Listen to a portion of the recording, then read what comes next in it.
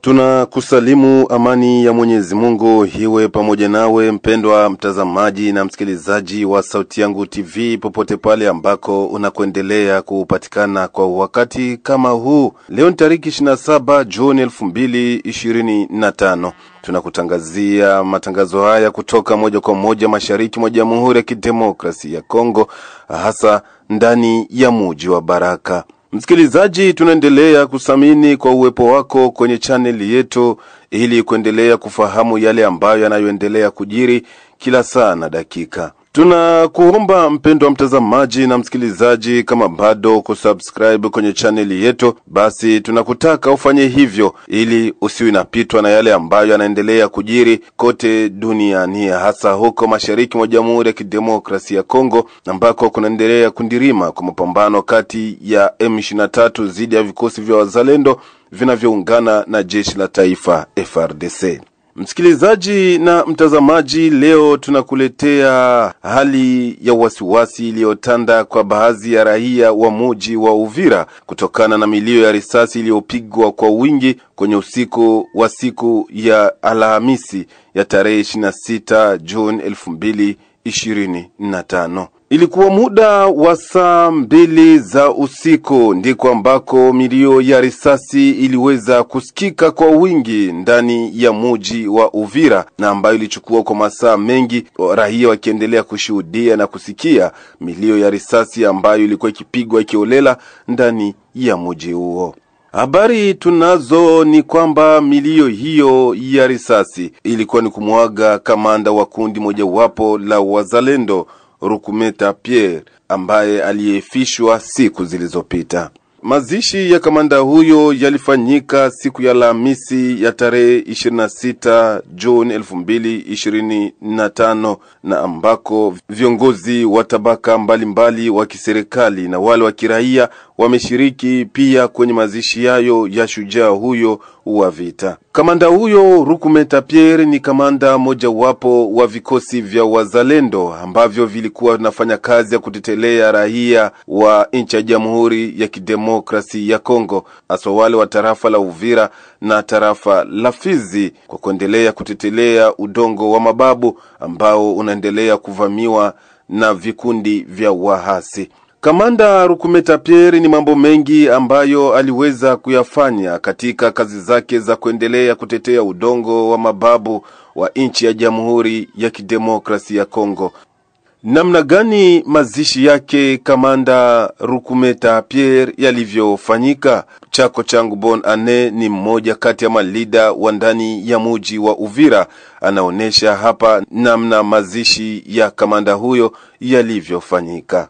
Ni kweli kwamba General Major Rukumeta Pierre amezikiwa leo mnamo simetere ya Kakumbi, na seremoni za kilio zimepitikana mpango wa masomo mazuri, na mwili umekamatiwa tangu saa 6 na kuikiwa ndani ya upango wa masomo hiyo, na pale watu wamekuwa wengi kabisa. Seremoni za kiukweli za rang yake za ofisier zimefanyika, watu wamekuwa wengi, wafanyabiashara, vijana, wakamanda mbalimbali wa kizalendo, lakini pia makuche mbalimbali. Hii haikufanya makazi kama inavyokuwa kawaida, kwa sababu walipewa moyo na masosiete civil na malide tofauti kwamba waache kutumika ili kwamba mazishi iwe ya ram ya mheshimiwa General Rukumeta ambaye wa kizalendo.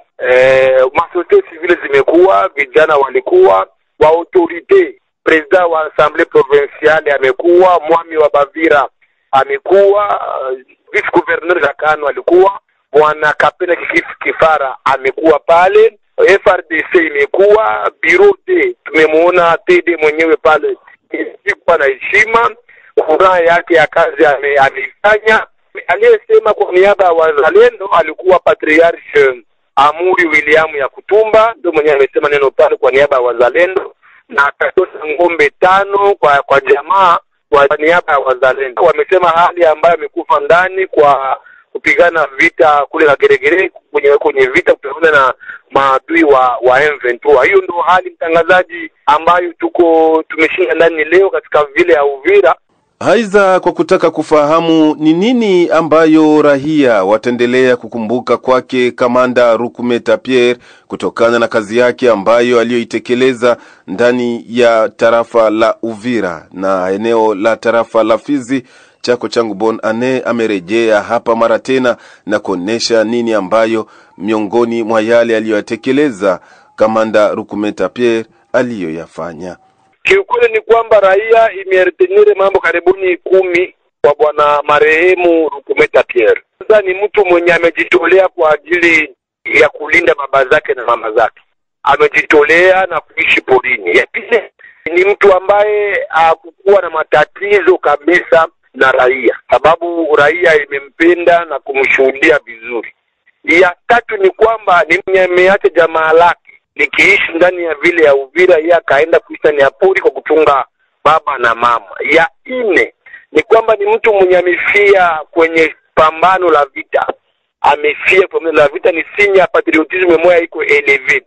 Ukiangalia kiukweli kabisa mtu afie kwenye pambano haiko jambo rahisi. Ya tano ambayo tumesikia ni kwamba raia imejifunza kwake mtu mwenye kukua na masinyo manake alama mbalimbali la kubadilisha hali ya mwingine. Mtu mwenye amejiangalia kama mwingine uwe na sura nzuri. Na ya sita mtangazaji ni kwamba kwa Rukumeta ni kwamba amekufa angali kijana mdogo sana. Kwa hiyo inabidi mtu ajitolee kwa kulinda mwingine angali kijana, hapana na wakati ambapo ameisha wakati mtu ameshajitolea angali kijana jambo rahisi. Ya saba ni kwamba ni mtu mwenye akikusikia collaboration na wafanyasiasa. Yeye amejitolea yeye mwenyewe. Ingalao amewahi kujitoa kwa mzee Mwakanaki, lakini kwenye alipoenda ametumika bila interference ya wafanyasiasa. Na ya munane ni kwamba hakukuwa na hali ya ubaguzi. Leo ndio tumesikia kwamba alikuwa Muvira, japo hiyo ameongea sana Kifulero. Maki hali ya ubaguzi kwake haikukuwa. Mpendwa mtazamaji, kihisha hali hiyo ya mazishi kama jinsi tulivyokujuza hapo awali ni kwamba milio ya risasi iliweza kupigwa kwa wingi na hata silaha zile za msaada kwenye vita zilisikika pia usiku huo wa Alhamisi ya tarehe 26 June 2025 ndani ya mji wa Uvira. Baadhi ya raia wasadikika kwamba walilala na hali ya wasiwasi kwa wale ambao walikuwa wafahamu ya kwamba milio ya risasi hiyo ilikuwa ni ya kuagana naye Kamanda Rukumeta Pierre. Mpendwa mtazamaji, tunakusamini kwa kutufuata mwanzo hadi tamati. Tunakusi mara tena usikosi kushare kwa wengine, kulike na kucomment. Tukutanane baadaye panapo majaliwa. Mimi ni mchumbe wa mkulima na Fatuma.